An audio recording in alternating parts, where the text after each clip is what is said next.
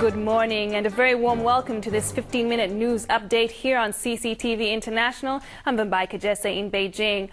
It's not yet 4 a.m. The sun won't rise for another 3 hours, and Vimbai Kajese is already arriving at work.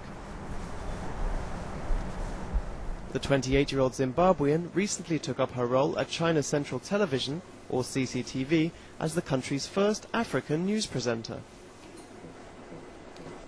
I've been in China for over 3 years now, about 3.5 years, and I came after I graduated from the US, and the reason why I came to China was because China is the next upcoming emerging market, and definitely is the place to be. Grapes. Grapes. We've been learning that for the past week. Grapes. Put up. But getting used to work at the world's most watched television network hasn't been all easy. It's been over 2 months now, and my body, first of all, my body did not react in the best way, actually, because you're working against nature, waking up at 2:30, 3 a.m. in the morning. But in the end, it's worth it. Once you learn that, you know, that you actually need to be in bed by like 8 p.m. Before going on air at 5 a.m., Kajese has just a few minutes to read the headlines, edit her script, and get her tongue around the tricky Asian names. So Chote Bak. Okay, Chote Bak. I'll talk to you after you're done. Bye.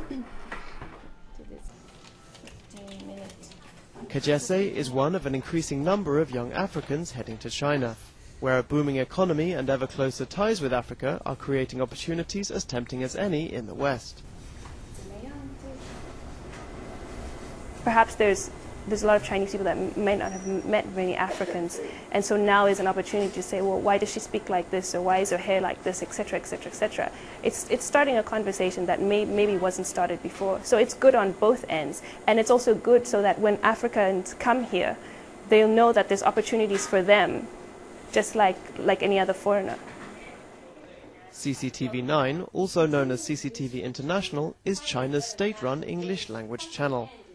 As well as China, it's available in over 80 countries, of which 6 are in Africa, an increasingly important audience as trade strengthens political ties.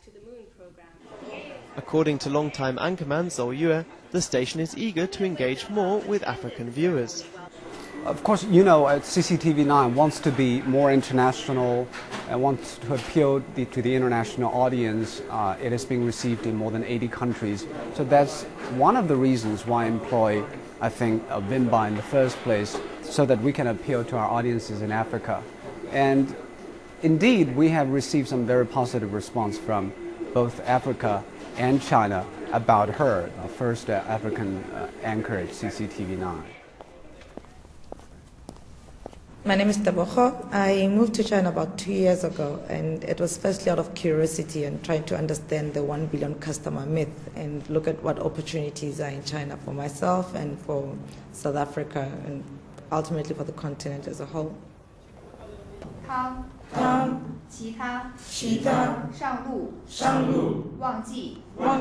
Teboho Lefifi left her job as the CEO of a South African mining and property developer and came to China. Now on a Chinese-funded scholarship to study Chinese economics, the 34-year-old wants to make sure Africans make the most of China's growth. But some of that may have to wait till she's mastered the language.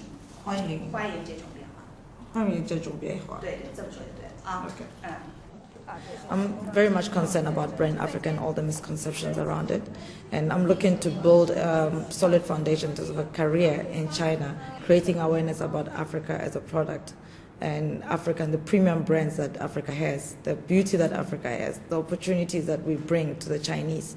That's pretty much where I would like to work, and also in time be able to go back to South Africa and tell people about China. Together with other Africans and her Chinese friend Yi Peng, Lefifi is setting up an organization for China-Africa discussion and networking in Beijing. Young African professionals and students, or YAPs, will eventually help African professionals and companies trying to get ahead in China.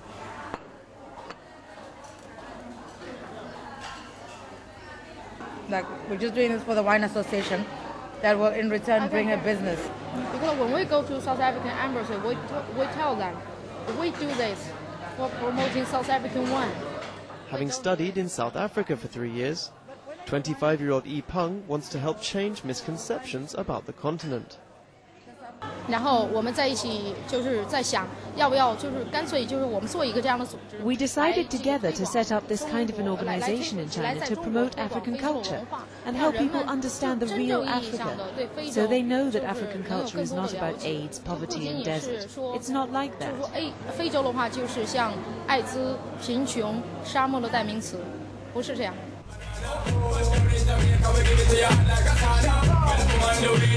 There are also less formal opportunities in China.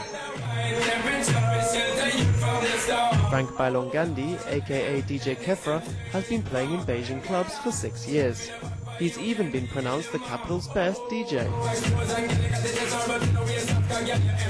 The 27-year-old from Kinshasa in the DRC originally came to study business, before taking up a residency at VIX, one of the capital's biggest clubs.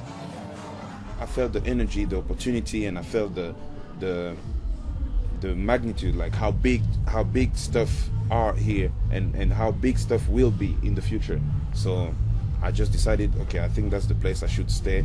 Like, people talk about being at the right place at the right time. I was feeling like, wow, I think I'm at the right place at the right time right now. China's African community has grown dramatically in the last decade. Experts estimate as many as 250,000 Africans are in the country at any one time, most of them traders in the thriving south. Bailongandi believes China and Africa may have more in common than meets the eye. I've seen what they did.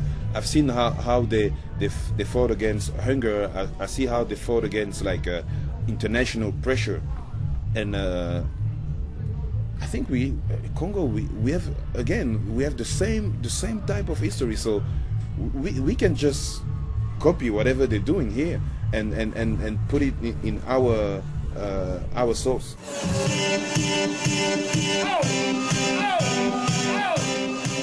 Whether it's to develop their countries or their own careers, ambitious young Africans like Kajese, Lefifi and Bailongandi are likely to keep heading out of Africa and into China in the years to come.